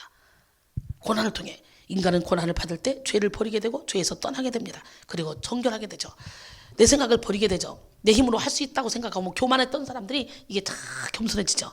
그래서 고난은 우리로 하여금 말씀에 순종하게 만드는 거예요. 따라서 고난당한 것은 손실이 아니라 오히려 유익이라는 거. 고난을 당하면 말씀이 귀한 것을 알게 되기 때문에. 그래서 여러분 시편 119편 67절 그리고 71절 92절에 보니까 고난 당하기 전에는 내가 그렇게 행하였으나 이제는 주의 말씀을 지키나이다. 고난 당한 것이 내게 유익이라. 이로 말미암아 내가 주의 율례들을 배우게 되느니라.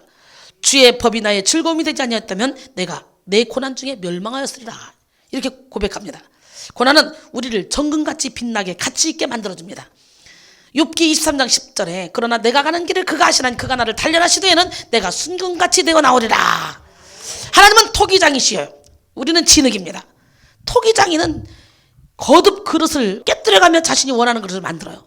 누가 봐도 명작을 만들 때는 누가 봐도 야 진짜 멋있다 싶은데 아주 살짝만 이 기스가 있어도요 우리는 몰라. 보통 사람들은 몰라. 그런데 그 토기장이 이렇게 봐서 살짝만 울퉁거린다 그럼 그냥 가차없이 부셔버려. 그래서 명품이 나오는 거예요. 대충 쓸 그릇은 대충 삐뚤어져도 그냥 만들어 관계없어. 그런 것처럼 우리가 하나님의 명품이 달라면 명작이 달라면 누가 봐도 참 저 사람 거룩해. 야, 저 사람 정말 잘한다. 야, 저 사람 정말 신실하다. 그런데 하나님은 그걸 깨부셔. 야만한 흠집도 싫어. 명품으로 만들어서 작품으로 내놓고 싶어. 가치를 환산할 수 없게 만들고 싶어. 그렇기 때문에 내가 잘하는데 하나님이 나를 깨고 있다 느껴지거든. 욥 봐, 욥. 하나님 막 자랑했잖아. 야, 욥. 그러나 욥 안에 진짜 고쳐야 될 부분을 고쳐주려고 하나님께서 욥을 사탄에게 붙인 거야. 너무너무 사랑해서 욥을.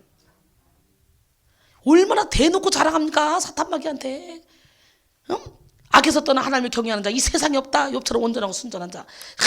막 자랑 엄청나게 뻐거지게 하잖아요. 그렇게 자랑 뻐거지게 했으면 욥에게 고난을 허락하지 말아야 되는데 아주 무시무시한 고난을 허락하잖아. 견딜 수 없는 고난을. 그 고난 가운데 욥을 멋지게 빚어서 갑절의 축복을 주시잖아요. 예? 에레미야 13장 3절로 6절 보니까 내가 토기장의 집으로 내려가서 본즉 그가 농로로 일을 하는데 진흙으로 만든 그릇이 토기장의 손에서 터짐에 그가 그것으로 자기 의견에 좋은 대로 다른 그릇을 만들더라. 그때 여호와의 말씀이 내게 임하니라. 이르시되 여호와의 말씀이니라. 이스라엘 족속아 이 토기장이가 하는 것 같이 내가 능히 너희에게 행하지 못하겠느냐? 이스라엘 족속과 진흙이 토기장의 손에 있음 같이 너희가 내 손에 있느니라. 난 오늘 하나님 손에 여러분이 확 앉아지기를 원해요. 예, 예수를 믿는 사람은요 고난이 하나님의 손그늘이라고 했잖아요. 여러분에게 그늘은 하나님의 손그늘 안에 있다는 거예요. 하나님을 사랑하면요 여러분을 멋지게 작품을 만들려면요 그렇잖아요. 아주 유명한 좋은 작품일수록요 그 하나 작품을 만들기 위해서 심사숙고해서 명작을 만들어내가지고 가치를 환산할 수 없게 만들잖아. 남들이 그걸 비슷하게 만들어도 그게 비교가 안 되잖아. 그런 것처럼 난 여러분 모두가 다 하나님 손에 붙들어서 아주 명작들이 되길 원해요. 옆 사람은 당신은 명품입니다. 할렐루야. 우리 명품 돼야 돼. 명품. 하나님은 우리를 깨뜨리신 후에 새롭게 만드십니다. 그래서 징계가 당시에는 즐거 보이지 않고 슬퍼 보이나 후에 그로 말미암아 연단받은 자들은 의와 평강의 열매를 맺느니라. 할렐루야. 예, 히브리서 12장 11절 말씀이죠. 놀라운 사실은 토기는 깨어지고 다시 만들어질수록 더욱더 강해진다는 거예요. 하나님께 쓸모없는 것은 하나도 없어.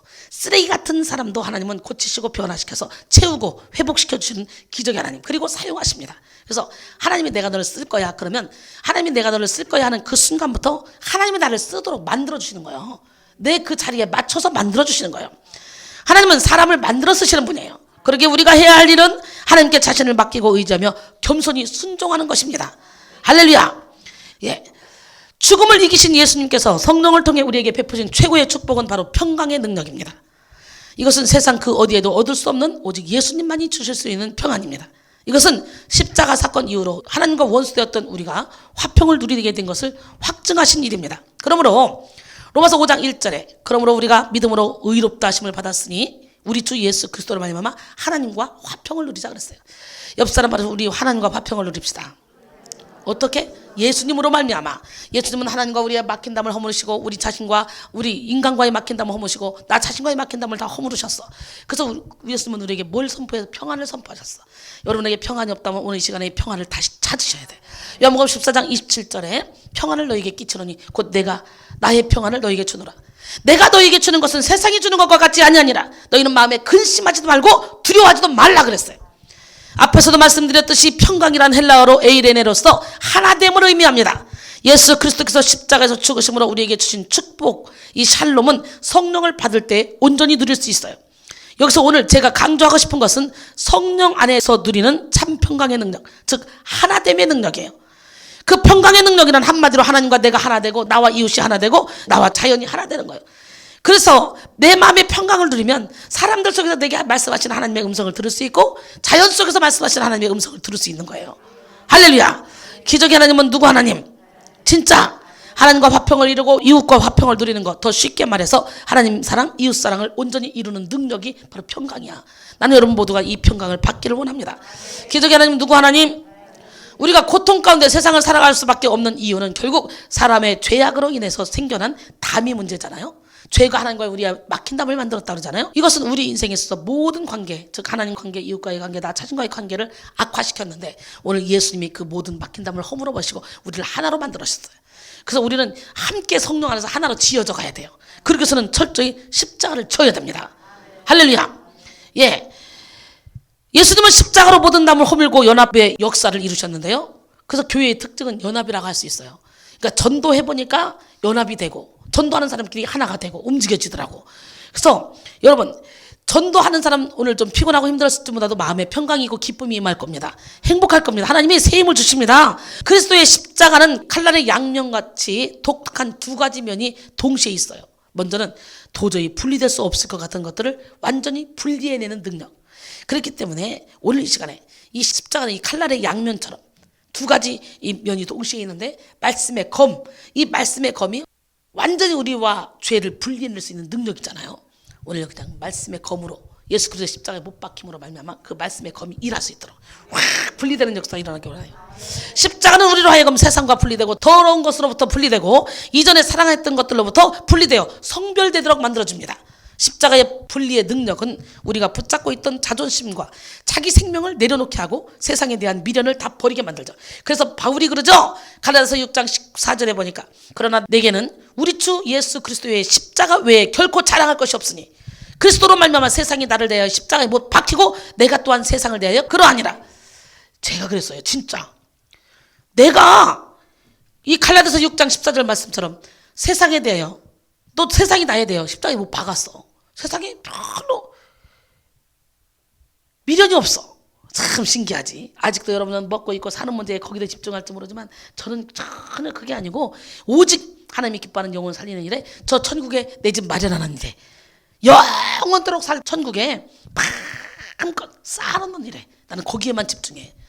그래서 멸류관 내드릴 거 많으려고 공적이 불타지 않으려고 내 의로 하지 않으려고 철저히 하나님께만 영광 돌리려고 나 자신을 십자가에 계속 못 박습니다. 그 다음에 십자가는 도저히 하나 될 수 없는 것들을 완전히 하나로 만드는 연합의 능력입니다. 나는 오늘 여러분 모두가 다 하나가 되기를 원합니다. 고린도전서 1장 10절에 형제들아 내가 우리 주 예수 그리스도의 이름으로 너희를 권하노니 모두가 같은 말을 하고 너희 가운데 분쟁이 없이 같은 마음과 같은 뜻으로 온전히 합하라 그랬어요. 시편 133편 1절에 보니까 보라 형제가 연합하여 동거함이 어찌 그리 선하고 아름다우고 그랬어요. 우리는 하나 돼야 돼요.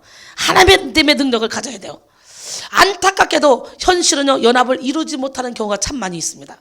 성도들 간에 분열이 있는 교회, 성도와 목사 사이에 분열이 있는 교회가 허다합니다. 근데요 사람 사는 곳은 어디든지 그런 일이 있지만 그 일은 하늘로부터 온 것이 아니라는 거야. 야고보서 3장 14절로 16절 그러나 너희 마음속에 독한 시기와 다툼이 있으면 자랑하지 말라. 진리를 거슬러 거짓말하지 말라. 이러한 지혜는 위로부터 내려온 것이 아니요 땅 위의 것이요 정욕의 것이요 귀신의 것이니. 대놓고 귀신의 것이래. 시기와 다툼이 있는 곳에는 혼란과 모든 악한 일이 있음이라 그랬어요.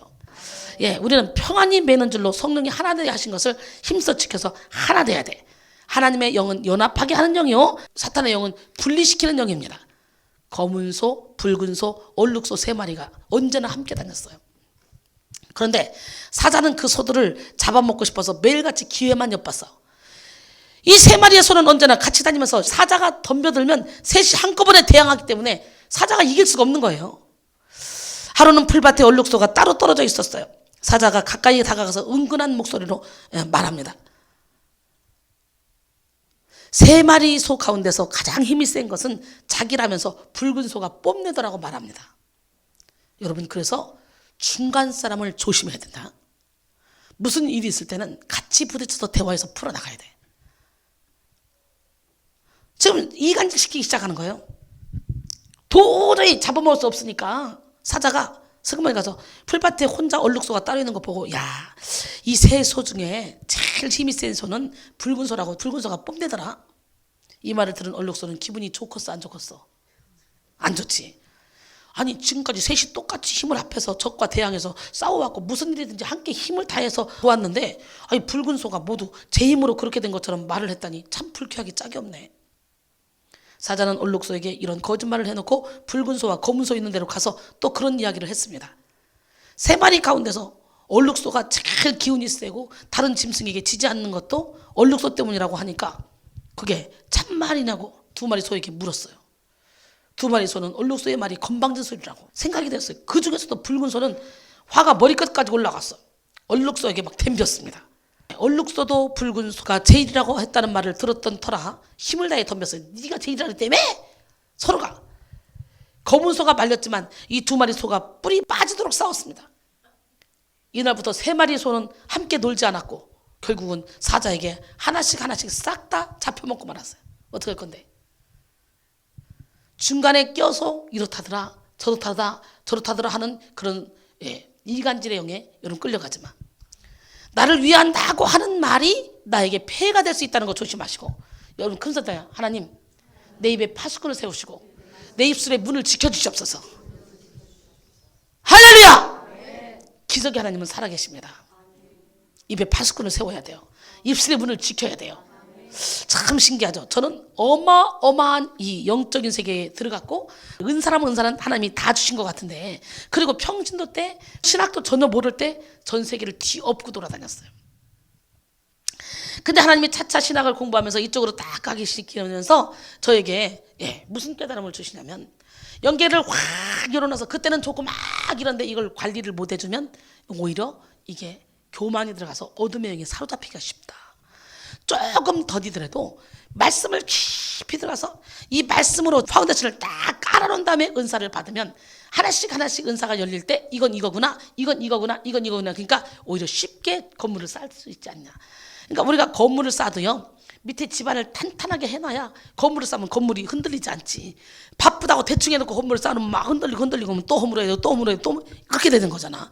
그런 것처럼 여러분의 믿음이 말씀으로 튼튼해져야 여기서 각종 은사가 임해도 여기에 흔들리지 않는 거예요. 난 여러분 모두가 다 하나가 돼서 연합해서 사탄 마귀를 물리칠 수 있는 능력이 있기를 원합니다. 우리 교회는 똘똘 뭉쳐서 하나가 되기를 원합니다. 기적의 하나님은 누구 하나님? 십자가를 통한 자녀 사랑, 십자가를 통한 남편 사랑, 십자가를 통한 교회 사랑, 십자가를 통한 이웃 사랑이 진정한 사랑이에요. 하나됨은 십자가에서 비롯된 하나님의 사랑으로 이웃과 형제를 사랑하는 것입니다. 세상과 종교인들도 사랑, 희생, 자비 이거 외치죠. 그러나 성경의 사랑은 육신의 인간성과 본성에서 비롯된 사랑이 아닙니다. 육신의 사랑으로 하나 되었다면 그것은 공동의 목표를 추구하기 위한 결성의 모임이지, 그런 교회가 아니에요. 결성된 모임이지. 교회는 그리스도의 십자가를 통한 하나님의 사랑으로 참사랑을 실천하며 십자가를 통한 그런 분리와 하나됨을 추구하는 곳입니다. 분리, 뭐가? 죄하고 분리, 어둠과 분리, 하나됨, 예수 안에서 사랑으로 하나됨. 우리 교회 성도들이 이런 하나됨을 통해 더욱 성장해 나가기를 예수 이름으로 축원합니다. 할렐루야. 결국은 오늘 본문 마지막 절에 보니까 너희가 누구의 죄든지 사하면 사하질 것이요 누구의 죄든지 그대로 두면 그대로 있으리라 그랬어요. 아멘. 난 이 능력을 여러분이 받기를 원해. 이 엄청난 말씀이에요. 이거 성령을 받으면 내 힘으로 사는 게 아니라 내 안에 성령의 힘으로 살기 때문에 이런 능력을 행할 수 있다는 거예요. 나는요 누구한테 이런 걸 배워본 역사가 없어요. 하루에 3번 기도에 설교 30분, 그리고 찬양은 제가 30분 하고 그리고 기도하고 이게 다야. 찬양도 제가 하고. 근데 그럴 수 있는 시간이 있었냐? 없었어. 그때 학원이 엄청나게 바쁠 때야. 그냥 애땀을 40일을 올인했어. 그리고 내가 이렇게 멋지게 작품이 된 거야. 근데 그때 40일 올인할 때 진짜요 모든 걸 다 바쳤어요. 마지막 절에 너희가 누구의 죄든지 사하면 사해질 것이요 누구의 죄든지 그대로 두면 그대로 있으리라 그랬어요. 성령으로 말미암아 하나님과 화평을 이룬 사람은 오늘 말씀과 같이 죄를 사하는 권세까지 받게 된다. 우리의 마음에 성령으로 말미암아 참된 평안 샬롬의 능력을 받으면 우리 또한 우리의 이웃과도 화평을 누리는 능력을 받게 되죠. 다시 말해 평화의 사도, 평화의 전달자가 된다는 거예요. 요한복음 14장 12절에 내가 진실로 너희에게 이르노니 나를 믿는 자는 내가 하는 일을 그도 할 것이요 또한 그보다 큰 일도 하리니 이는 내가 아버지께로 감이라. 할렐루야. 성령의 능력을 받아서 참 평강을 누리게 되었다면 이제 세상을 향해 예수 안에 참 평안을 선포할 때가 왔습니다. 그러기 위해서는 어떻게 돼요? 예수의 이름으로 죄를 사하는 권세를 이미 받았으니까 그들의 묶고 있는 결박들을 풀어주면서 그들도 진리 안에 자유 가운데 거하도록 만들어줘야 되지. 그러기 위해서는 어떻게 입술의 권세를 받아야 되지. 그러기 위해서는 어떻게 열심히 시간 되는 대로 복음의 나팔을 불어야 되지. 여기서 지금 복음 나팔 불기가 얼마나 좋습니까? 보니까 막 아주 든든해요. 우리 김수덕 지사님, 최선욱 권사님 둘이가 이 동네 사람이잖아. 그런데다가 우리 성경 지사님 이 동네 사람이잖아. 막 든든해요. 열심히 홍보해서 죽어가는 영혼 살리는 기적의 주인공이 되기를 원합니다. 옆 사람 바로 우리 일어나 빛을 발합시다. 소금의 역할을 감당합시다. 그 작은 자가 1000명을 이루겠고 약한 자가 강국을 이룰 것이라. 때가 되면 나 여호와가 속히 이루리라 그랬어요. 결론적으로 오늘은 성령 안에 누리는 평강의 능력이라는 제목으로 함께 은혜를 나눴는데 오늘 이 시간에 그 평강을 누리고 가야 돼요. 우리가 세상에서 참 평안을 누리지 못하는 이유는 죄의 문제와 죽음의 문제 때문이라고 제가 말씀드렸죠. 오늘 죄의 문제, 죽음의 문제를 해결하는 기적의 주인공이 되기를 원합니다. 예수님께서는 그 죄의 문제와 죽음의 문제를 십자가에서 온전히 해결해 놓으셨습니다. 십자가에서 죽으시고 부활하신 주님은 제자들에게 오셔서 다른 어떤 말보다도 먼저 평강을 선포하셨어요. 평강이란 다시 말해 하나됨을 의미한다고 말씀드렸죠. 하나. 여러분 우리가 하나 돼야 평강할 수 있어요. 부부간도 안에도 하나 돼야 평안이 이루어지고 이웃간에도 하나 돼야 평안이 이루어져요. 우리 교인들끼리도 서로가 하나 돼야 평안이 이루어져요. 저 사람만 보면 밥맛 떨어져 선입견이 아유 난 저 사람 보면 너무 싫어. 이러면 이게 어떻게 평안이 이루어지겠어요. 진리랄지 진리가 너희를 자유케 하리라. 오늘 여러분 안에 걸리는 사람이 있다면 하나님께 회개하시고 하나님 그를 사랑하는 마음을 주세요. 그를 용서하는 마음을 주세요. 그를 품을 수 있는 마음을 주세요. 그래서 정말 진리 안에서 자유 가운데 누리게 도와주시고 사랑으로 하나 되어 하나님 나라 확장에 존귀하게 쓰임받게 도와주세요. 이 고백이 여러분의 고백이 되길 원합니다. 그렇지 않으면 이리 때한테 잡아 못 킵니다. 뿔뿔이 흩어지면 사랑으로 하나 되는 우리 모두가 되길 원합니다. 여러분 안에 참된 평강이 이루어지길 원합니다. 성령 안에서 의와 평강과 희락인 그 천국을 누리길 소원합니다. 기적의 하나님은 누구 하나님? 옆 사람 바로 우리는 승리했습니다. 평화의 사도가 됩시다. 평강의 전달자가 됩시다. 평강의 능력을 소유합시다. 아멘. 여러분의 마음속에 평강이 임해야 돼. 어떤 이유로 됐든 간에 여러분 마음이 평강으로 가득 채워져야지. 염려, 걱정, 근심으로 가득 채워지면 여러분 결국은 사탄이가 여러분을 흔들고 다닌다는 거지. 더 이상 이제 바보처럼 사탄에게 끌려다니지 마시고 죽음이 와도 주님 안에서 평강하리라. 항상 기뻐하리라. 시름하고 기도하리라. 범사에 감사하리라. 이 고백이 여러분의 고백이 되겠네요. 다시 한번 내 영혼 평안해 한번 부르겠습니다. 내 평생에 가는 길 순탄해요. 그리고 평안을 너에게 주노라. 우리 함께 찬양하며 한번 잃었던 평안을 되찾으시고 평강이 여러분에게 임했던 사람은 더 강력한 평강으로 머리 끝에 발까지 성령으로 충만해 그냥 보기만 해도 이 평강이 흘러나가길 원합니다. 평강의 사도가 되길 원합니다. 평강의 전달자가 되길 원합니다. 사랑의 사도가 되길 원합니다. 사랑의 전달자가 되길 원합니다. 할렐루야. 저 마귀는 우리를 삼키려고 입 벌리고 달려와도 주의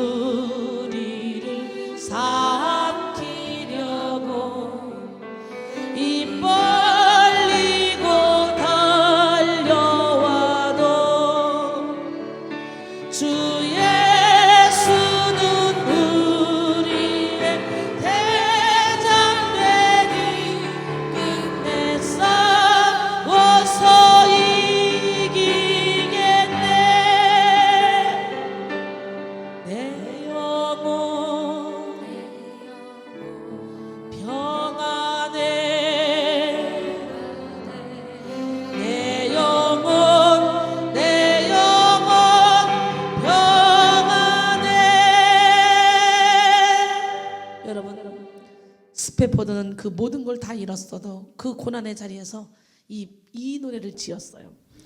여러분 어떤 고난 가운데 있습니까? 그 고난을 이유로 바꿔주실 하나님을 오늘 이 시간에 체험하시고 여러분 영혼 깊은 곳에서 평안이 넘쳐나기를 합니다. 평안을 너에게 주노라. 평안을 너에게 주노라. 세상이 줄 수 없는, 세상이 알 수도 없는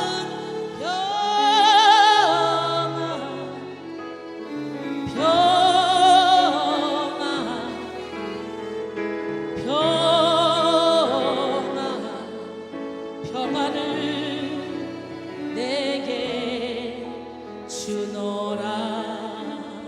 사랑을 너에게 주노라.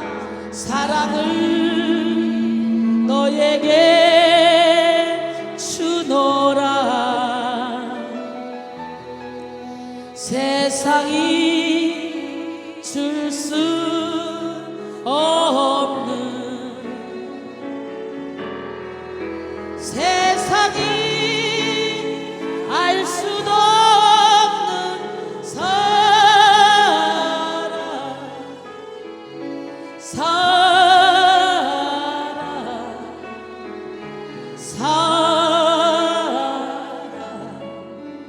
사랑을 내게 주노라. 사랑합니다 주님. 우리 간절한 마음으로 보혈을 지나갑시다. 보혈을 지나가서 여러분의 모든 죄를 십자가에 못 박고, 그리고 그 보혈의 피로 다시 한번 새롭게 거듭남으로 말미암아 하나님 사랑, 이웃 사랑의 삶을 살아서 평생 동안 평강을 잃지 않기를 소원합니다. 보혈을 지나 하나님 품으로, 보혈을 지나 아버지 품으로, 보혈을 지나 하나님 품으로 한 걸음씩 나가네. 존귀한 주보혈이 내 영을 새롭게 하시네. 존귀한 주보혈이 내 영을 새롭게 하네. 사랑합니다. 사랑합니다 나의 예수님. 사랑합니다. 아주 많이요. 사랑합니다 아주 많이요. 진짜 간절한 마음으로 사랑합니다. 내가 사랑한다고 말하면 주님도 그래 사랑한다, 내가 사랑한다 아니라 나도 너를 사랑해. 나를 사랑하는 자들이 나의 사랑을 입으며 나를 간절히 찾는 자들이 나를 만나리라 말씀했습니다. 간절한 마음으로 한번 사랑합니다. 사랑합니다 나의 예수님. 아멘. 주님 아시죠? 사랑합니다 아주 많이요. 사랑합니다 나의 예수님. 사랑합니다. 주님 내 맘 아시죠? 사랑한다. 사랑한다 아들아. 내가 너를 잘 아노라. 사랑한다 내 딸아. 주님은 여러분의 억울함을 아십니다. 여러분의 마음을 아십니다. 여러분의 아픈 상처를 아십니다. 주님 앞에 여러분